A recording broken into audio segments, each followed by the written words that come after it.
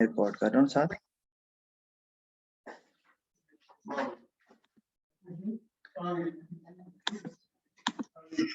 जी आपको स्क्रीन नजर आ रही है ना, ऑटोक्रेटिक लिखा हुआ है दुआ। ओके तो मैं यही बता रहा था, उसमें फिर वो वर्कर्स फायदा भी है नुकसान भी है। फायदा मैंने आपको बताया, क्या भला फायदा है दुआ?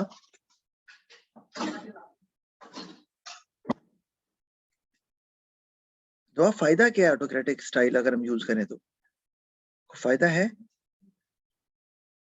को आता ज़हन में?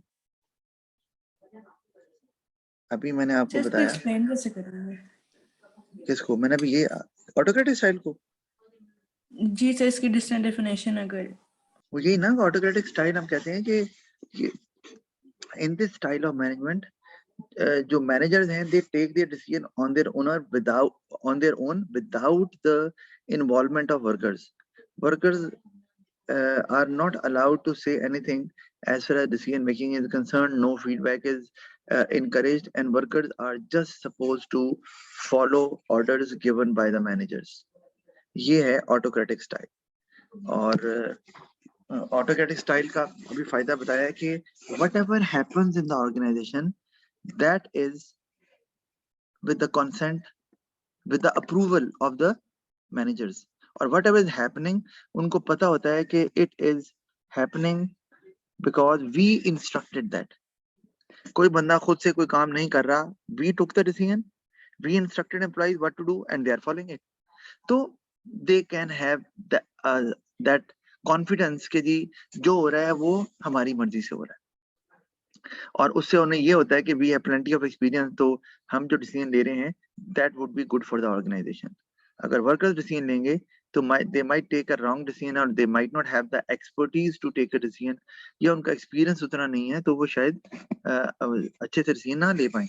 तो हमने डिसीजन लेना है, ये एक फायदा है कि दे फील कॉन्फिडेंट कि जो हो रहा है जी हमारी मर्जी से हो रहा है और हमारी इंस्ट्रक्शन पे हो रहा है। लेकिन नुकसान है कि वर्कर्स अनहैप्पी हो जाएंगे, डीमोटिवेट हो जाएंगे और शायद काम अच्छे से ना करें, उससे आपकी क्वालिटी पे इम्पैक्ट आ सकता है और वर्कर छोड़ के भी जा सकते हैं, और फिर अच्छे वर्कर मिलना आसान नहीं होता आपके लिए, एक और आपको प्रॉब्लम आ सकता है। और डेमोक्रेटिक स्टाइल जो होता है इसमें इसका ऑपोजिट है कि workers are involved in decision making. Feedback of the workers is encouraged कि जी वर्कर्स अपनी इनपुट दें कि हमने डिसीजन लेना है तो what do you say about it. और वर्कर्स खाली अपनी इनपुट नहीं डालते, वर्कर्स जो भी अपनी ओपिनियन देते हैं that opinion carries a weight while taking a decision. Manager जो है, डिसीजन तो obviously final decision is taken by the manager, लेकिन वो वर्कर्स के ओपिनियन को इंपॉर्टेंस देते हैं और उनको कंसिडर करते हुए डिसीजन लिया जाता है कि उन्हें पता है कि workers are important part of the organization and they can come up with very good ideas as well, and specially if the decision is job related, तो वो जॉब उनसे अच्छा हमें कोई नहीं बता सकता कि इस जॉब के लिए सबसे बेहतर डिसीजन क्या होगा, क्योंकि वो सारा दिन उसी पे काम करते हैं। हम तो नहीं करते ना, मैनेजर की बात हो रही है। नुकसान इसका ये है कि फायदा तो है ये, नुकसान ये है कि अब जैसे मैंने यहाँ पे भी लिखा ना, मैं आपको यहाँ पे लिख भी देता हूँ, एक मिनट, कि जैसे मैं ऑटोक्रेटिक में मैंने यहाँ पे लिखा कि फील एम्प्लॉइज के डिसीजंस की वजह से अगर वो प्रॉफिट ना हो उसमें, तो फिर किस तरह उसको मैनेज करते हैं? बिल्कुल बिल्कुल, ये ना देखो, ये फील कॉन यार क्या लिख रहा हूँ मैं, एक मिनट,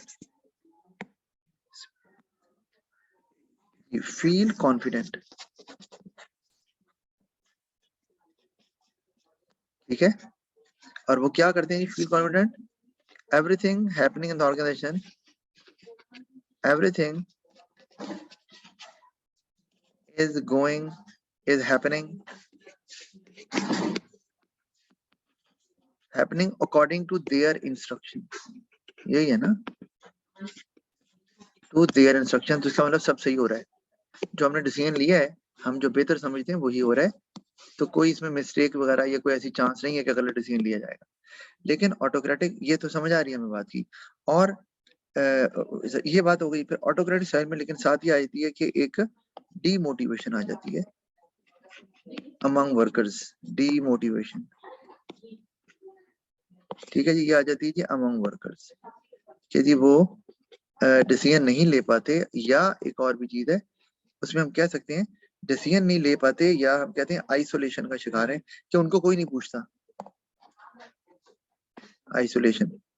ठीक है, या हम ये भी कह सकते हैं कि उनकी जो प्रॉब्लम्स हैं वर्क रिलेटेड वो रिजॉल्व नहीं होती क्योंकि डिसीजन तो ऊपर से आ रहा है। तो यहाँ पे लिख सकता हूं मैं कि जगह नहीं है, problems remain unresolved, their problems remain unresolved। तो ये remains unresolved लिखना चाह रहा हूं मैं, remain unresolved। अच्छा, unresolved, तो ये इस वजह से, तो अब इसको भी आप चाहें तो एक्सप्लेन करते हैं डीमोटिवेशन। तो उससे ये भी डेवलप नहीं हुआ ना फर्दर, अच्छा डीमोटिवेशन हो गई, उससे क्या होगा, उससे इनएफिशिएंसी आ जाएगी, वर्कर जो है वो अच्छे से काम नहीं करेंगे। इनएफिशिएंसी से क्या हो जाएगा, उससे आपकी कॉस्ट पे असर पड़ सकता है, आपकी कॉस्ट बढ़ सकती है क्योंकि मिस्टेक्स होंगी, आपकी क्वालिटी पे इम्पैक्ट आ सकता है, हो सकता है आपकी क्वालिटी जो है वो गिर जाए। ठीक है, तो इस तरह से इसको डेवलप किया जा सकता है फर्दर। या वर्कर्स अगर हाई लेबर टर्नओवर, वर्कर्स छोड़ के जा सकते हैं, हाई लेबर टर्नओवर के वर्कर छोड़ के जा रहे हैं। और आपको पता है कि इसको भी डेवलप किया जा सकता है, मैंने बताया था कि वर्कर जो है वो अपना आसानी से नहीं मिलते। ठीक है, वो भी लिखा जा सकता है कि difficult to find good workers. तो इस तरह से आप difficult to find good workers, तो इस तरह से आप दोनों साइड्स को आसानी से डिस्कस कर सकते हैं। क्यों दुआ, ठीक है ना? Yes sir. अच्छा, तो ये इस तरह पेपर में सवाल भी ऐसे ही आएगा ना कि ऑटोक्रेटिक स्टाइल बताएं जी क्या होता है, या ऑटोक्रेटिक स्टाइल जो है वो अच्छा है, क्या ये हमेशा फायदा देता है, आपका क्या ख्याल है? तो आपको फिर हो सकता है इसका फायदा और नुकसान भी बताना पड़ जाए, लेकिन असल चीज है कि आपको इसको डेवलप करना आना चाहिए, जैसे मैंने अभी डेवलप करके बता रहा हूँ आपको। खाली पॉइंट लिखना तो काफी नहीं है ना जब तक उसको डेवलप नहीं करेंगे, इसलिए हमें ज़हन में रखना है, बाकी तो चलो ठीक है। अच्छा, इसी तरह से फिर हम आगे अब चलते हैं दूसरे स्टाइल के ऊपर। दूसरा स्टाइल मैंने आपको बताया है कि उसमें इसका ऑपोजिट है कि वर्कर जो है वो डीमोटिवेट नहीं होते एक्चुअली। क्यों? क्योंकि वर्कर जो है उनकी सुनी जाती है, उनकी जो ओपिनियन है उसको वेटेज दी जाती है, और डिसीजन लेते हुए वो वेट कैरी करते हैं, और वो उसी पॉइंट ऑफ व्यू से जेन में रखकर वर्कर्स की इनपुट को डिसीजन लिया जाता है। तो वर्कर्स उससे मोटिवेटेड रहते हैं कि जी हमारी भी सुनी जाती है, इसका मतलब we are an important part, organization को लगता है कि हम किसी काबिल हैं, और तो इसमें फीडबैक भी इनकरेज की जाती है, और जो एम्प्लॉयज हैं वो भी फिर एक्टिवली पार्टिसिपेट भी करते हैं डिसीजन मेकिंग में, और ज्यादा फोकस्ड होके अपनी जॉब को भी परफॉर्म करते हैं, जिससे वही एफिशिएंसी बढ़ती है, और employees won't like to leave the organization क्योंकि वहां पर उनको उनकी सुनी भी जा रही है, और इस तरह उनकी जो अपनी प्रॉब्लम्स हैं उनको भी एड्रेस कर सकते हैं, यानी उनको भी कम्युनिकेट कर सकते हैं मैनेजर्स को कि we are having this problem in while regarding a job. लेकिन इसका नुकसान है, ये तो हमें समझ आती है बात की, चलें कि हमने बात की है कि डेमोक्रेटिक के अंदर मोटिवेशन आ जाती है। एक तो बात हमने ये की है, मोटिवेशन से क्या होता है ये तो हमने ऊपर डीमोटिवेशन और डिस्कस कर लिया है, तो हम और डिस्कस नहीं करते। डेमोक्रेटिक में मोटिवेशन अगर आती है तो उससे एक और आता है कि न्यू आइडियाज भी आ सकते हैं। ठीक है, और शायद जो वो आइडिया ऐसे दें जो मैनेजर्स ने भी ना सोचे। तो लेकिन इसका नुकसान ये है कि ये टाइम कंज्यूमिंग बहुत होगी, क्योंकि आपने एम्प्लॉयज को बुलाकर फीडबैक ले रहे हैं, तो डिस्कशन हो रही है ना, तो इट विल टेक टाइम। तो टाइम कंज्यूमिंग से क्या होगा कि delay in decision, decision delay हो जाएगा, डिले हो जाएगा। तो अगर कंपटीशन है तो कंपटीटर पहले डिसीजन लेके मार्केट में पहले वो मॉडिफिकेशन कर लेगा अपने प्रोडक्ट में, या वो प्रोडक्ट नया निकाल लेगा, तो आप पीछे रह जाएंगे, तो ऑब्वियसली आप यू विल लूज कस्टमर्स। तो डिले इन डिसीजन जो है ना वो मैटर करता है। इसको फर्दर मैंने आपको अभी बता दिया डेवलप करके कि डिले डिसीजन करेंगे तो competitor might take advantage of it. Competitor might take advantage of it, might take advantage of it, कि चले आप तो डिले करें डिसीजन को, मैं ले लेता हूँ ये डिसीजन। और पहले मार्केट में आपको पता ही है कि advantage of being the first one in the market, उसका तो मुकाबला नहीं ना है। एप्पल सबसे पहले ये टच स्क्रीन मोबाइल में आया, तो अब एप्पल का क्या इमेज है आपको अच्छे से पता है। इसी तरह आप नेस्ले को ले लो, तो नेस्ले का योगर्ट, नेस्ले के मिनरल वाटर बॉटल, तो इसका तो इमेज है वो कहीं और है, ऐसा नहीं है। तो इसलिए अगर आप फर्स्ट हैं मार्केट में, कोई चीज ऐसी लेकर आए नहीं, तो आपका जो इमेज है वो मैचलेस होगा। कोई और कॉम्पिटिटर आ भी जाएगा बाद में, तो वो आपको फिर भी वो टफ टाइम नहीं दे सकता। तो ये आपका डिसीजन डिले करने से ये इम्पैक्ट आ सकता है। फिर टाइम कंज्यूमिंग, अच्छा एक चीज तो ये भी है, दूसरा ये है कि वर्कर्स को भी प्रॉब्लम आ सकती है। क्या कि workers might feel burden, workers, कुछ वर्कर जो कहते हैं भाई हमने अपना काम करना है, हमारा कोई काम नहीं है मशवरा देने का, might take it as a burden, कि भाई ये क्या बात है, अपना काम छोड़ के हम इनको मशवरे देते फिरे, मीटिंग अटेंड करते फिरे, हमारा काम कौन करेगा, वो स्लो हो जाएगा, तो वो टारगेट कैसे अचीव होगा, या फिर हमें इतने पैसे नहीं मिलेंगे वगैरह वगैरह। तो वर्कर जो है वो फिर they might actually start thinking this way as well.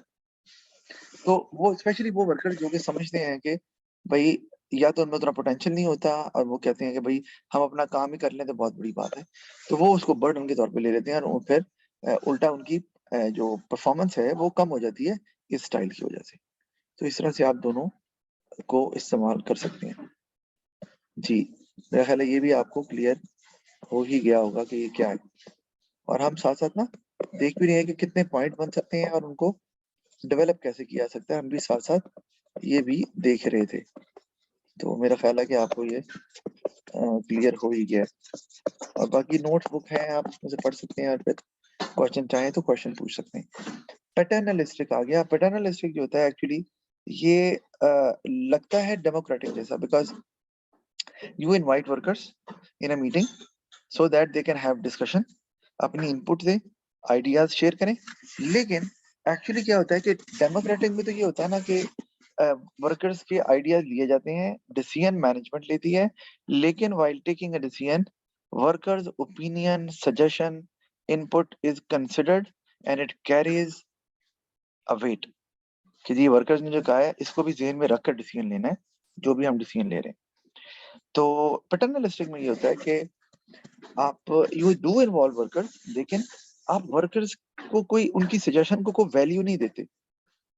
वो सिर्फ इसलिए सिर्फ दिखाने के लिए कि जी देखिए जी हम आपको इंपॉर्टेंस दे रहे हैं। Actually you are not giving importance to them, क्योंकि जब डिसीजन लिया जाता है तो लेटर ऑन वर्कर्स को पता चल ही जाता है कि यार हमने जो सजेशन दिए हैं उनमें से तो एक भी सजेशन को कंसिडर नहीं किया गया।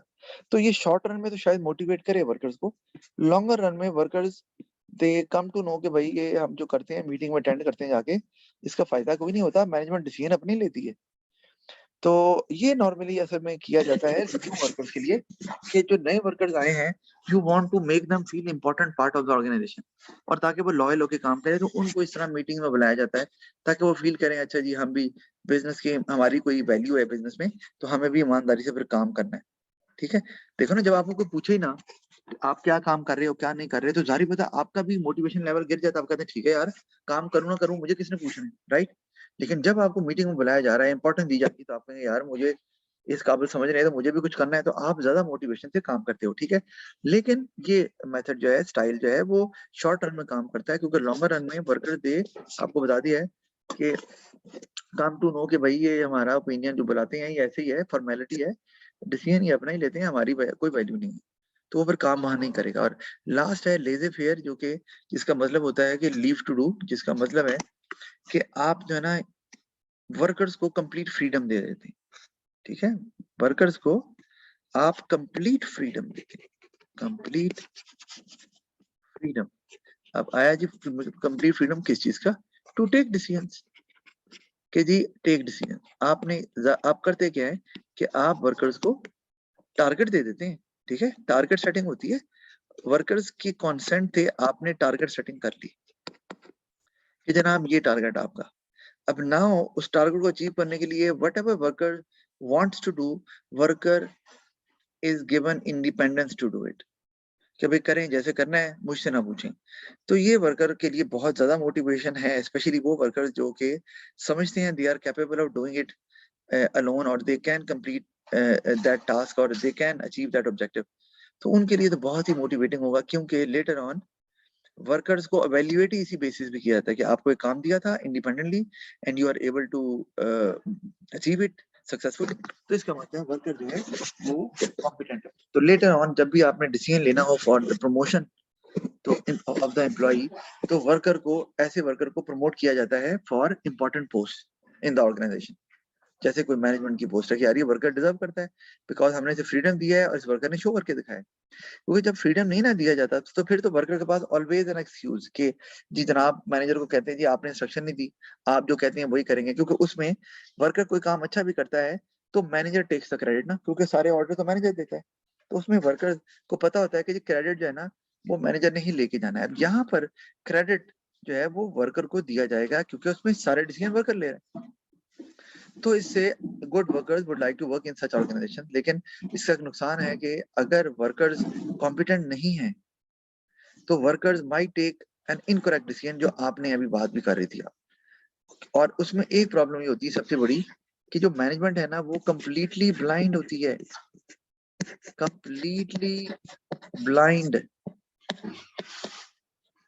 Of what workers are doing.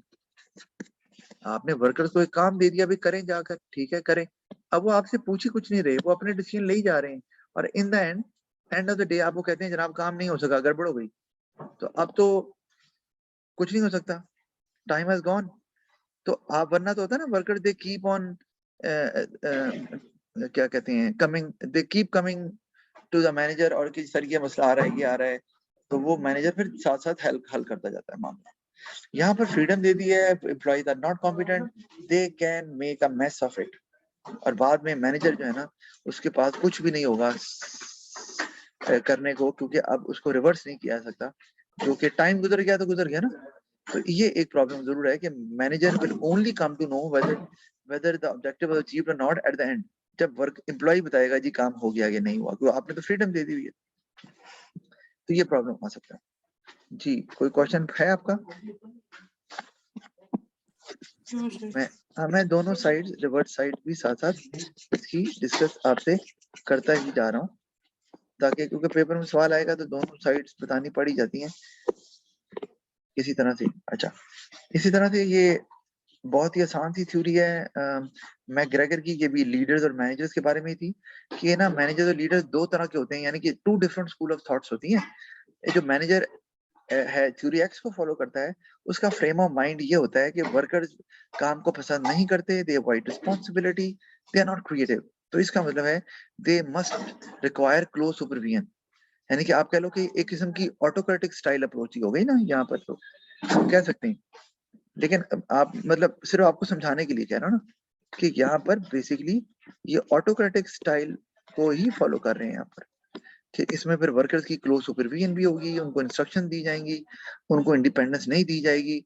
उनको लगता है कि वर्कर्स को खुद काम देंगे तो उन्होंने करना ही नहीं है, तो सो डिसीजन लेना है हमने लेना है और बाद में वर्कर्स को के ऊपर इम्पोज कर देना है और उनको मॉनिटर करना है क्लोजली कि वो काम कर रहे हैं कि नहीं कर रहे हैं।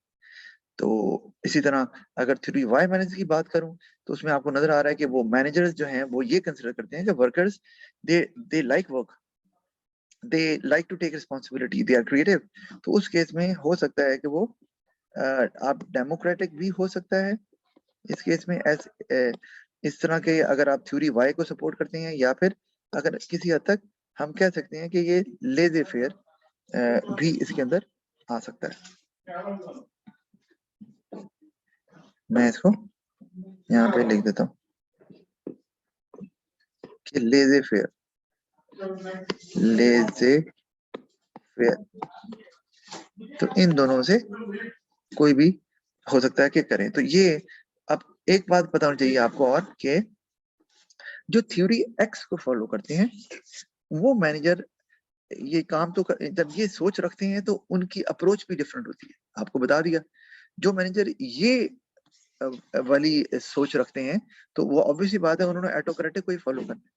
और वो क्या करेंगे फिर वर्कर्स को रिवॉर्ड देंगे, रिवॉर्ड देंगे, लेकिन वो सिर्फ मनी की फॉर्म में ही होगा, और वो देखेंगे कि वर्कर काम सही कर रहे हैं तो रिवॉर्ड देंगे, पैसा देंगे, वरना नहीं देंगे। और अगर वर्कर काम नहीं कर रहे तो वर्कर को थ्रेट करें कि आपको निकाल देंगे, आपको पैसे काट लेंगे। ये तरीका है, बड़ा स्ट्रिक्ट किस्म का जो है ना वो स्टाइल है ये। तो लेकिन जो थ्योरी वाई वाले मैनेजर अप्रोच है, उनका वो वर्कर्स को कंसिडर करते हैं ऑल टुगेदर डिफरेंटली। वो तो समझते हैं कि वर्कर्स में ये क्वालिटीज हैं, तो उसमें वो वर्कर्स को खाली मनी की बात नहीं है यहाँ पर, वो वर्कर्स को डील भी करते हैं पोलाइटली, वर्कर्स को फ्रीडम देते हैं काम करने के लिए, और वर्कर्स को उसमें they can be promoted to higher ranks as well, independence देते हैं डिसीजन मेकिंग का। तो और उन्हें लगता है कि वर्कर्स की पार्टिसिपेशन से एम्प्लॉइज जो ऑर्गेनाइजेशन है can reach to a new height. तो ये आपने खाली थ्योरी एक्स वाई को याद नहीं रखना, ये भी याद रखना है कि अगर थ्योरी एक्स के मैनेजर होंगे तो उनकी अप्रोच क्या होगी और उनका रिवॉर्ड सिस्टम क्या होगा। इस तरह थ्योरी वाई के मैनेजर हैं तो उनकी, अगर उनका ये फ्रेम ऑफ माइंड है, ये स्कूल ऑफ थॉट है, तो उनकी अप्रोच क्या होगी टू डील एम्प्लॉइज, और उनका जो है ना वो रिवॉर्ड सिस्टम क्या होगा एम्प्लॉइज के लिए, ये पता होना जरूरी है। क्योंकि ये अब रिवॉर्ड मनी की शक्ल में नहीं देंगे खाली, ये तो भाई आपको प्रमोशन अप्रिसिएशन भी कर सकते हैं, आपको आपकी प्रमोशन भी कर सकते हैं, आपको क्या कहते हैं जो हमने अभी बात की फ्रीडम दे रहे हैं कि आप डिसीजन लें खुद से, because you deserve it, you are able to take a decision better than us related to your job. तो इस तरह से असल पेपर में सवाल आए तो साथ ये भी बताना है कि अगर थ्योरी एक्स का मैनेजर कोई मैनेजर थ्योरी एक्स को सपोर्ट करता है तो उसकी अप्रोच क्या होगी टुवर्ड्स एम्प्लॉइज, और रिवॉर्ड सिस्टम क्या होगा। इसी तरह थ्योरी वाई को जो सपोर्ट करता है उसकी अप्रोच क्या होगी टुवर्ड्स एम्प्लॉइज, किस तरह हैंडल करेगा। जैसे वो तो स्ट्रिक्टली हैंडल करेगा, ये लिबर्टी देगा, ये उनको ईज अप करेगा, ईज आउट करेगा कि आप काम करें, लिबर्टी देगा, फ्रीडम देगा, ठीक है ना। तो ये इस तरह से है। तो इसमें मेरा ख्याल है कि इसमें भी कोई सवाल नहीं है, आसान ही है। बाकी नोट्स में लिखा है, वैसे इस पे मैंने एक सवाल था, मॉडल आंसर मैंने शेयर भी किया अपना आपके साथ ग्रुप में। अच्छा, फिर हमारे पास ये आ जाता है आगे, जस्ट अ मिनट में, एक मिनट। अच्छा जी, मैं सिर्फ देख रहा हूँ कि अगला, अच्छा वो मिन्सबर्ग है, ये मिन्सबर्ग वाली बात और एंटरप्रेन्योर ईयर हम फिर बाद में देख लेंगे, और इमोशनल इंटेलिजेंस भी साथ, क्योंकि ये दो चीजें हैं जो इम्पोर्टेंट है, और मैं चाह रहा हूँ कि इसको अलग से ज्यादा टाइम देकर स्पेंड किया जाए इसके ऊपर टाइम। हाँ, ये जरूर हम देख लेते हैं जल्दी से, आखिरी स्लाइड देख लेते हैं आज, और उसके बाद फिर हम नेक्स्ट सेशन में बहुत ही इंपॉर्टेंट जो अगला पार्ट है ना इस चैप्टर का, चैप्टर भी खत्म हो जाएगा और वो पार्ट भी बहुत इंपॉर्टेंट है, वो पेपर में बहुत आता है। अच्छा, अब फैक्टर आपका जो स्टाइल ऑफ मैनेजमेंट है, मतलब आप थ्योरी एक्स को फॉलो करते हैं, थ्योरी वाई को फॉलो करते हैं, आपका ऑटोक्रेटिक स्टाइल है, डेमोक्रेटिक है, लेजे फेयर है, पैटर्नलिस्टिक है, जो भी स्टाइल है वो डिपेंड करता है डिफरेंट फैक्टर्स पे। अब एक फैक्टर क्या है, training and experience of the workers. अगर वर्कर्स एक्सपीरियंस्ड हैं, दे आर वेल ट्रेन्ड, तो इसका मतलब है manager believes that they are able to take their own decision, तो फिर आप डेमोक्रेटिक लेजे फेयर की तरफ जा सकते हैं। थ्योरी वाई वाली अप्रोच लग सकती है यहाँ पर ना, क्योंकि वो एक्सपर्टीज है एम्प्लॉइज के पास, एक्सपीरियंस भी है उनके पास, तो why not give them the freedom to take decisions. उससे मैनेजर का अपना बर्डन भी कम हो जाएगा और better decisions can be taken. क्योंकि आपको बताया था कि जो जॉब रिलेटेड डिसीजन होते हैं, अगर तो वर्कर्स कॉम्पिटेंट है तो उनसे बेहतर कोई नहीं ले सकता। मैं टीचर हूँ तो मैं एक वर्कर हूँ, तो मुझे पता है कि जो स्टूडेंट्स हैं उनका टेम्परामेंट कितना है in a class, how lengthy a class can be to teach. तो अब उसमें अगर मैनेजमेंट डिसीजन ले जी 2 घंटे की क्लास ले लें, 3 घंटे की ले लें, ऑब्वियसली बात है this could not be a better decision, क्योंकि unless and until they consult me कि सर आप क्या कहते हैं। अच्छा, इसी तरह amount of time available for decision making, अगर आपके पास टाइम कम है, आपने इमरजेंसी में डिसीजन लेना है, तो फिर तो ऑटोक्रेटिक स्टाइल है, डिसीजन लिया और आपने एनफोर्स कर दिया, कम्युनिकेट कर दिया एम्प्लॉइज को, यू हैव टू फॉलो। और अगर आपके पास प्लेंटी ऑफ टाइम है, जैसे कि हम कहते हैं कि फ्यूचर में चेंजेस आ रही हैं, जैसे मैंने अभी आपको एग्जांपल दी ना कि आप virtually जो है ना you can move around anywhere while sitting at home wearing glasses. Virtually you can move around anywhere and you will feel that you are physically present there. You are meeting friends, you are in a shopping mall shopping different items. I am telling you, it is going to happen sooner or later. और आप virtually shopping कर रहे हैं और actually वो चीजें आपको मिल भी रही हैं because you are able to see them, you are able to pick them up as well virtually to see it, और आप बाय कर रहे हैं बाहर। तो वो उस केस में अगर ऐसा है और आहिस्ता आहिस्ता चेंजेस आ रही है तो फिर तो डिसीजन मेकिंग में आप टाइम है आपके पास और you can involve workers as well ताकि बेहतर डिसीजन लिया जा सके। देखिए टाइमली जब आपको फौरी डिसीजन लेना होता है ना तो उसमें जो ज्यादा इंपॉर्टेंस होती है डिसीजन की वो होती है डिसीजन लेने की। डिसीजन चाहे उतना अच्छा ना हो लेकिन फौरी लेना डिसीजन जरूरी हो जाता है इमरजेंसी में। तो जैसे मैं एग्जांपल देता हूँ कि आप कस्टमर है तो कस्टमर को आप टाइमली चीजें डिलीवर नहीं करके देंगे अगर तो ऑब्वियसली बात है you will lose the customer ना। तो वहां पर आपको फॉर डिसीजन लेना है जहां डिसीजन आपको लगता है कि it can affect your future और आपके पास you have still plenty of years to come तो आप फिर उसमें वर्कर्स को इन्वॉल्व भी कर सकते हैं क्योंकि टाइम अवेलेबल है और बहुत अच्छा डिसीजन ले सकते हैं फॉर द फ्यूचर क्योंकि टाइम है आपके पास। जाहिर है ज्यादा अच्छा डिसीजन तो वही होता है जिसमें टाइम लिया जाए लेकिन वो तभी लिया जाता है जब वो क्या कहते हैं आपके पास उसका उसके लिए इतना सफिशिएंट टाइम अवेलेबल हो और वो आपने कोई अगले 2 3 4 5 साल की 10 साल की प्लानिंग कर रहे हैं तो फिर शायद वर्कर्स का इन्वॉल्वमेंट बहुत ज्यादा इंपॉर्टेंट है क्योंकि it will affect the success of the business tremendously. आगे आपने जो भी पूरा चेंज वो प्लानिंग फ्यूचर की यही है ना कि हमने क्या लेके आना है सिस्टम में चेंजेस तो ये बहुत बड़े डिसीजन है तो उसमें तो वर्कर की इन्वॉल्वमेंट इंपॉर्टेंट हो गई ना कि इवेंचुअली काम तो वर्कर्स ने करना है। अच्छा फिर मैनेजमेंट कल्चर है ये भी है कि कल्चर क्या कि मैनेजमेंट क्या चाहती है हमने पढ़ा भी था कि the approach of the manager that can affect the style of the manager कि the way of doing things manager किस तरह से काम करता है किस तरह से एम्प्लॉइज को हैंडल करता है what are the norms beliefs and values of the manager in an organization while performing a task. तो उसकी ओवरऑल अप्रोच क्या है कल्चर का मतलब ये है कि जैसे कि मैनेजर है तो मैनेजर ने हमेशा यही देखा है कि भाई जब मैनेजर होता है तो वो ऑर्डर करता है तो आप भी ऑर्डर ही करेंगे। तो उस केस में अगर कल्चर ऐसा है तो फिर तो आपका स्टाइल ऑटोक्रेटिक ही होगा। जब मैं आपने जब आप एम्प्लॉय थे आपने देखा कि बॉस साहब हमेशा हमें ऑर्डर देता था और हमारी नहीं सुनता था तो आप भी यही करेंगे ना जब आप मैनेजर बनेंगे। ये कल्चर है ना आपने देखा यही है the way of doing things आपने देखा अपने मैनेजर को आप भी वही करेंगे। ये एक नॉर्म बन गई। नॉर्म मतलब वो काम जो ऑर्गेनाइजेशन में मैनेजर्स एम्प्लॉय रूटीन में करते हैं तो रूटीन में वहाँ एम्प्लॉय फॉलो करते हैं मैनेजर ऑर्डर करते हैं। आप एज एन एम्प्लॉय अगर आप होंगे तो आप फॉलो करेंगे आप मैनेजर होंगे तो आप ऑर्डर करेंगे। तो उसमें फिर स्टाइल तो जारी बात है फिर वो ऑटोक्रेटिक होगा। इस तरह अगर आपने कल्चर ऐसा है कि जिसमें आप ये देखते हैं कि एम्प्लॉयज जो है ना वो भी एक्टिवली पार्टिसिपेट करते हैं डिसीजन मेकिंग में मैनेजर्स हमेशा एम्प्लॉयज को इन्वॉल्व करते हैं किसी भी आइडिया शेयरिंग में भी जैसे फॉर एग्जांपल तो फिर आपका भी जो है ना वो स्टाइल उसी तरह का होगा डेमोक्रेटिक स्टाइल या लेज़र फेयर स्टाइल। तो कल्चर आल्सो मैटर्स कि वो किस तरह का है और कल्चर का मतलब है कि the environment inside the organization the way employees and managers perform their task the approach to handle their affairs business matters वो किस तरह से करती हैं उसका रूटीन वर्क जो है उसको करने की अप्रोच क्या है। तो वो उस पर भी ज्यादातर बहुत ये जो आपका मैनेजमेंट स्टाइल है वो बहुत डिपेंड करता है। फिर रिस्क इन्वॉल्व है अगर रिस्क बहुत ज्यादा इन्वॉल्व है तो आप कोशिश करेंगे कि ज्यादा वर्कर्स को इन्वॉल्व ना करें क्योंकि workers might not have the expertise और एक्सपीरियंस कि वो इसमें पार्टिसिपेट कर सके। हाँ अगर आपको लगता है कि वर्कर्स आर कॉम्पिटेंट तो फिर तो इन्वॉल्व किया सकता है लेकिन ऐसे नहीं कि आप वैसे ही वर्कर को बुलाएंगे आए जी मशवरा दें भाई उनको जब पता ही नहीं है। जैसे मैं एग्जांपल देता हूँ कि you are going to take over another business आप बाय करने लगे एक और बिजनेस। अब इट्स अ ह्यूज अपॉर्चुनिटी ना once in a lifetime शायद होता है कि एक बिजनेस दूसरे बिजनेस को खरीद रहा है तो many employees they have not experience that तो उन्होंने कभी देखा ही नहीं होगा कि एक बिजनेस को दूसरा बिजनेस कैसे खरीदता है। तो उनको इन्वॉल्व करना तो सिर्फ टाइम कंजम्पशन है और वो जो ओपिनियन देंगे it might not be beneficial for the business at all to take decisions.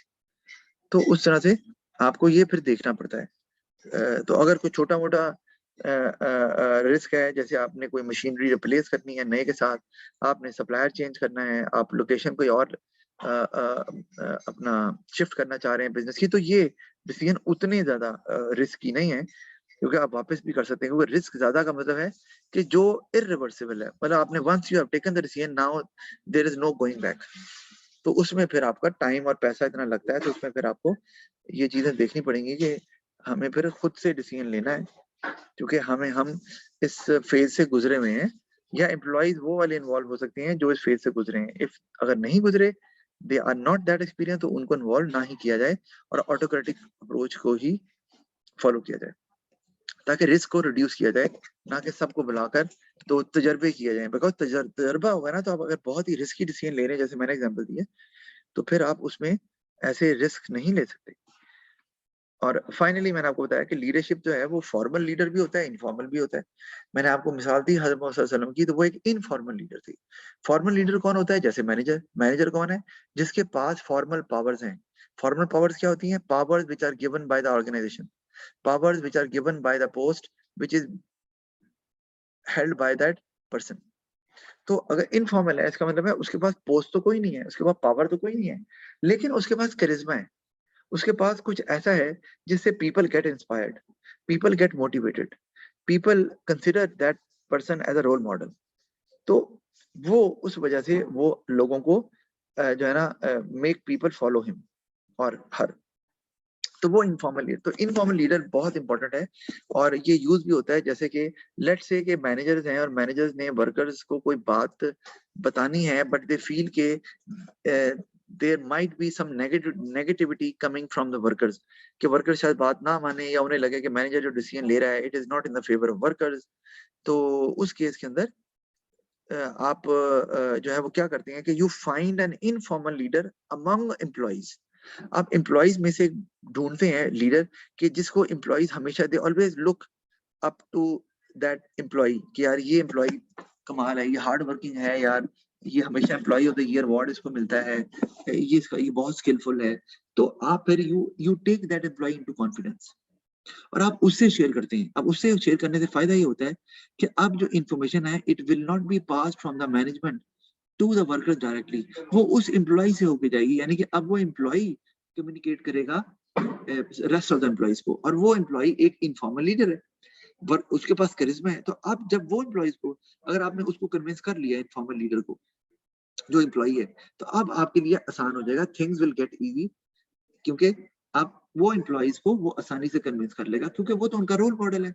और जब वो बात करेगा तो एम्प्लॉइज को लगेगा यार ये कह रहा है तो हमारे फायदे की बात ही कर रहा होगा, क्योंकि हम तो इससे इंस्पायर्ड है, कि ऐसा एम्प्लॉय तो हमने देखा नहीं है, तो अगर ये कह रहा है तो फिर इसका मतलब है कि वाकई हमारे फायदे में ही होगा, क्योंकि ये तो हमारे लिए आइडियल एम्प्लॉय है and we want to become an employee like him और हर। तो फिर आपके लिए बहुत आसान हो जाता है इनफॉर्मल। तो अगर आपके ऑर्गेनाइजेशन में इनफॉर्मल लीडर है, तो आपको उस लीडर को यूज करना है। वो आप खुद भी हो सकते हैं एज अ मैनेजर, बिल्कुल हो सकते हैं आप, लेकिन आप अगर एज अ मैनेजर हैं तो फिर आप इनफॉर्मल लीडर ना हुए, आप तो फॉर्मल लीडर हो गए, क्योंकि आपका पावर भी आ गई। तो पावर में ये होता है कि बाद का लोग फॉलो तो कर रहे होते हैं और लगता है बाहर रिस्पेक्ट भी कर रहे हैं उस लीडर की, लेकिन वो सिर्फ they are scared of the position held by that employee, कि यार हमें कुछ कहना दे, नौकरी से ना निकाल दे। लेकिन एक बंदा जिसके पास कोई पोजीशन नहीं है and people they are still impressed, they are still inspired, तो उसकी तो क्या ही बात है ना, उसकी तो बात लोगों ने सुननी है। आप देखो ना, लीडर जितने भी होते हैं, कायद आज़म को ले लो आप, तो उनकी तो बात लोगों ने कहना, उन्होंने कहना है, लोगों ने सुनना है। उसके बाद तो उसमें तो ऑब्जेक्शन का सवाल ही पैदा नहीं होता। तो अगर ऐसा लीडर आपको मिल जाता है, तो फिर managers they must use that leader to their advantage. Take that worker or leader into confidence, communicate it to that leader, convince him or her, और ताकि उसके थ्रू आपके लिए अगर जो चेंजेस आप लेके आना चाह रहे हैं, जैसे कोई नया आईटी सॉफ्टवेयर इंट्रोड्यूस करवाने लगे हैं, या वर्कर जो है ना उनको नई ट्रेनिंग की जरूरत है, and for that they have to stay back after home time as well to get the training, तो वो एक एक्स्ट्रा बर्डन पड़ता है ना वर्कर्स के ऊपर। तो अगर आप इनफॉर्मल लीडर को कन्विंस कर देंगे कि ये इवेंचुअली एम्प्लॉइज का ही फायदा है, उनकी प्रोडक्टिविटी बढ़ जाएगी, things will be easier for them, उनका फिजिकल वर्क कम हो जाएगा, वगैरह वगैरह। एम्प्लॉइज तो हो सकता है ना कि in the beginning they won't agree, या नेगेटिविटी स्प्रेड करें, यार ये क्या हो रहा है। तो इनफॉर्मल लीडर के through it becomes a lot easier. जी, समझ आ गई आपको? कैसे आ गई? अभी आज इतना ही काफी है, नेक्स्ट टाइम हम इसको खत्म कर देंगे। और बहुत ही इंपॉर्टेंट टॉपिक है मेंसबर्ग वाला और इमोशनल इंटेलिजेंस वाला, वो हम इंशाल्लाह ताला फिर नेक्स्ट सेशन में करेंगे। ओके, खुदा हाफिज।